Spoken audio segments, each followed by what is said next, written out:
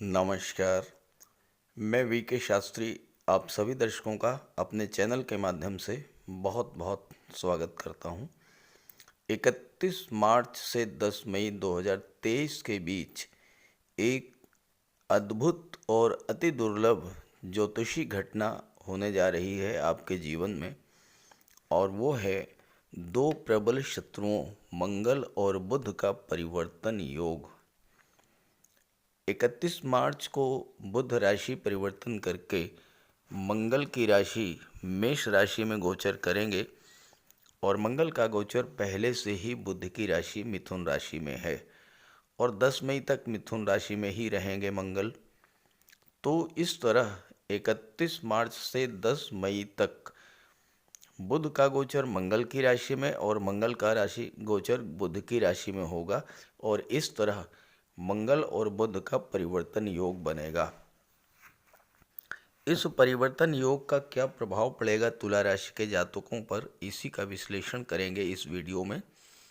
ये विश्लेषण आपकी चंद्र राशि के आधार पर किया जा रहा है, और दूसरी बात, आप चाहे मंगल या बुध का उपाय ना भी करें, लेकिन इस गोचर काल में राहु का उपाय जरूर कीजिएगा, क्योंकि इस परिवर्तन योग के दौरान राहु की बहुत बड़ी भूमिका रहेगी। और दूसरी बात, किसी भी अनजान व्यक्ति का मोबाइल नंबर जो आपको कमेंट बॉक्स में दिया जा रहा है उस पर भूल करके भी कांटेक्ट मत कीजिएगा, आपके साथ फ्रॉड हो सकता है। तो ये है तुला राशि के जातकों की कुंडली। मंगल का गोचर आपकी कुंडली में भाग्य भाव में है, और बुध 31 मार्च को सप्तम भाव में गोचर करेंगे राहु के साथ। जब दो ग्रह जन्म कुंडली में या गोचर कुंडली में एक दूसरे की राशि में गोचर करते हैं या एक दूसरे के नक्षत्र में गोचर करते हैं तो परिवर्तन योग बनता है। 31 मार्च को बुध का गोचर मंगल की राशि मेष राशि में होगा। देखिए यहाँ पर एक लिखा है, एक का मतलब मेष राशि जो कि मंगल की राशि है, और मंगल का गोचर बुध की राशि मिथुन राशि में हो रहा है। देखिए नवम भाव में 3 लिखा है, 3 का मतलब मिथुन राशि यानी बुध की राशि। तो इस तरह से बुध का गोचर मंगल की राशि में, मंगल का गोचर बुध की राशि में, तो मंगल बुध का परिवर्तन योग बन गया। एक सामान्य सी बात है कि जब दो व्यक्ति, चाहे वो एक दूसरे के मित्र हों या प्रबल शत्रु, अगर एक दूसरे के घरों में रहना शुरू कर दें तो वे एक दूसरे के घरों को कभी भी नुकसान नहीं पहुंचाते हैं, क्योंकि उन्हें डर रहेगा कि अगर उन्होंने दूसरों के घर को हानि पहुंचाई तो दूसरा व्यक्ति भी उनके घर को हानि पहुंचा सकता है। ठीक यही बात ग्रहों पर भी लागू होती है। मंगल बुध भले ही एक दूसरे के प्रबल शत्रु हैं, लेकिन जब मंगल बुध का परिवर्तन योग बनेगा तो ये दोनों ही ग्रह जिन जिन भावों में गोचर कर रहे हैं या जिन भावों के स्वामी हैं उन भावों के शुभ फल आपको प्रदान करेंगे। दूसरी बात, ज्योतिष शास्त्र में परिवर्तन योग के बारे में बताया गया है कि अगर ये परिवर्तन योग केंद्र के भाव पहला, चौथा, सातवां और 10वां, या फिर त्रिकोण के भाव 5वां और 9वां इनमें बने, या धन के भाव और लाभ के भाव में बने तो विशेष शुभ फल प्राप्त होते हैं। अब ये तुला राशि के जातकों की कुंडली में ये जो परिवर्तन योग है ये केंद्र के भाव और त्रिकोण के भाव सप्तम और नवम भाव में बन रहा है। तो पहले बात करते हैं मंगल की। मंगल आपकी कुंडली में धन भाव के स्वामी हैं और सप्तम के स्वामी हैं, और नवम भाव में गोचर कर रहे हैं। अगर इस गोचर का नेगेटिव एस्पेक्ट देखा जाए तो ये है कि मंगल आपकी कुंडली में दो मारक भाव सप्तम भाव, द्वितीय भाव और सप्तम भाव के स्वामी हैं। लेकिन इसका सकारात्मक पक्ष ये है कि मंगल का गोचर नवम भाव भाग्य भाव में है। अभी तक 13 मार्च को मंगल नवम भाव में आए थे। इसके पहले मंगल अष्टम में गोचर कर रहे थे। पिछले 4 माह से मंगल आपकी कुंडली में सबसे खराब भाव अष्टम भाव में थे। तब भी कुंडली के 2 मारक भाव के स्वामी थे। पिछले 4 माह में आपने जितना कष्ट झेला होगा वो आप स्वयं महसूस कर रहे होंगे, क्योंकि दूसरा और 7वां दोनों ही मारक भाव है और इन दोनों के स्वामी अष्टम भाव में थे, जो कि दुखों का, कष्टों का, पीड़ाओं का, एक्सीडेंट्स का होता है। तो आपके साथ जो भी घटित हुआ हो पिछले 4 माह में, वो आपसे बेहतर कोई नहीं जान सकता है। हाँ, कमेंट करके पिछले 4 माह के अनुभव को ज़रूर शेयर कीजिएगा, ताकि आपके साथियों को भी इसकी जानकारी हो सके। अब अष्टम से निकल करके मंगल नवम में आ चुके हैं और नवम भाव अत्यंत शुभ भाव है। इसमें गोचर करते हुए मंगल आपको शुभ फल प्रदान करेंगे। नवम भाव भाग्य क्या होता है? धर्म का होता है, पिता का होता है, गुरु का होता है, लंबी धार्मिक यात्राओं का और उच्च शिक्षा का होता है। जब मंगल एक्टिवेट होंगे तो आपकी तीर्थ यात्राओं पर जाने की इच्छा पूरी होगी, लंबी यात्राओं पर जाने की इच्छा पूरी होगी। नवम भाव में मंगल पिता और गुरु का मार्गदर्शन आपको दिलाएंगे। मंगल की दृष्टि पराक्रम भाव पर पड़ेगी।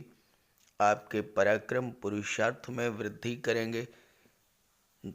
पराक्रम भाव पर दृष्टि डालने से मंगल के आपके अंदर का जो आलस्य, जो थकान की स्थिति बन रही थी, वह दूर होगी और आप कार्य क्षेत्र में नए उत्साह के साथ आगे बढ़ेंगे। मंगल चूंकि सेकंड हाउस के स्वामी हैं, तो ऐसे में मंगल के प्रभाव से आप धन का संचय भी करेंगे और धन का निवेश भी करेंगे। और मंगल की चौथी दृष्टि विदेश भाव पर पड़ेगी, 12वें भाव पर, जिसके स्वामी बुध हैं। तो मंगल के शुभ स्थिति में होने के कारण आपको विदेशों से धन का लाभ होगा। उच्च शिक्षा के लिए विदेश जा सकते हैं, विदेश में आप सेटल हो सकते हैं। और मंगल सप्तम के स्वामी हैं, जो कि व्यापार का भाव होता है। तो मंगल के इस गोचर, इस परिवर्तन योग के कारण व्यापार व्यवसाय में वृद्धि होगी, आपकी डेली इनकम बढ़ेगी और व्यापार में जो मंदी की स्थिति छाई हुई थी वह भी समाप्त होगी। आपको धन की प्राप्ति होगी और साथ ही साथ धन का संचय भी होगा। मंगल की अष्टम दृष्टि चतुर्थ भाव पर पड़ेगी, जो कि भौतिक सुखों का होता है। अगर आपके मन में ज़मीन जायदाद प्रॉपर्टी खरीदने की काफ़ी दिनों से इच्छा थी, वह इच्छा भी आपकी इस गोचर काल में पूरी होगी। अब बात करते हैं बुध के बारे में। बुध का गोचर सप्तम भाव में है और सप्तम भाव से व्यापार का विचार किया जाता है। बुध विदेश भाव के स्वामी हैं, 12वें भाव के। तो बुध का ये गोचर 31 मार्च से 10 मई के बीच का ये जो टाइम पीरियड है, ये विदेशी व्यापार के लिए अत्यंत शुभ और श्रेष्ठ रहेगा। नए नए विदेशी व्यापार के अनुबंध प्राप्त होंगे, नई बिजनेस डील होगी और विदेशों से आपको धन की प्राप्ति होगी। देखिए, यहाँ विदेश का मतलब अमेरिका, ब्रिटेन, कनाडा नहीं है। विदेश का मतलब अपने ही देश के भीतर वह स्थान जहाँ पर कल्चर बदल जाए, जहाँ पर भाषा बदल जाए। जैसे आप यूपी में हैं और आप बिहार में चले जाइए, महाराष्ट्र चले जाइए, कर्नाटका चले जाइए, चेन्नई चले जाइए, तो ये विदेश हुआ। तो विदेशी व्यापार में वृद्धि होगी। यहाँ पर बुध के साथ राहु भी हैं। बुध है बुद्धि, बुध है इंटेलिजेंस, बुध है वाणी, आपकी बौद्धिक क्षमता, लिखने की क्षमता, बोलने की क्षमता, समझने की क्षमता, ये बुध तय करते हैं। जबकि राहु है भ्रम, राहु है अनजाना भय, कार्य में बाधा। यहाँ राहु आपकी बुद्धि को भ्रमित कर सकते हैं, नेगेटिवली एक्ट करके आपके कार्य व्यवसाय में बाधा पहुंचा सकते हैं। लेकिन अगर आपने राहु के पॉजिटिव एस्पेक्ट को अपने जीवन में उतार लिया तो यही राहु आपको बहुत बड़ा लाभ भी दे सकते हैं, क्योंकि राहु है एक्सपेंशन, असीम विस्तार, राहु है विदेश, राहु है ऑनलाइन टेक्नोलॉजी, राहु है लेटेस्ट टेक्नोलॉजी। अगर आपने अपने व्यापार व्यवसाय का विस्तार लेटेस्ट टेक्नोलॉजी, ऑनलाइन टेक्नोलॉजी से जुड़कर विदेश में यानी अपनी मातृभूमि से दूर जाकर के किया तो यही राहु आपको बुलंदियों पर भी पहुंचाने की क्षमता रखते हैं। अब यहाँ बुध भाग्य भाव के भी स्वामी हैं, तो आपको इस समय भाग्य का भी सपोर्ट मिलेगा और आप अपने कार्य व्यवसाय में वृद्धि करेंगे। बुध सप्तम भाव में है, आपके लग्न भाव पर दृष्टि डाल रहे हैं, राहु के साथ हैं। राहु आकस्मिकता के कारक होते हैं, अचानक से आपका विवाह तय हो सकता है। और शनि जो कि पंचम के स्वामी हैं, पंचम में ही गोचर कर रहे हैं, वो बुध के मृत मित्र हैं। आपको संतान की भी प्राप्ति हो सकती है। उच्च शिक्षा के लिए आप विदेश जा सकते हैं और विदेश में आप जाकर के सेटल भी हो सकते हैं। तो इस तरह से मंगल और बुध का ये जो परिवर्तन योग है ये आपके लिए अत्यंत शुभ फल देने वाला होगा। बस यहाँ पर आपको राहु का उपाय करते रहना होगा 31 मार्च से 10 मई के बीच में। तो बात करते हैं राहु के उपायों पर। राहु का कोई अशुभ प्रभाव आप पर न पड़े, इसलिए राहु का उपाय जरूर करें। राहु का सबसे बढ़िया उपाय है मोर पंख।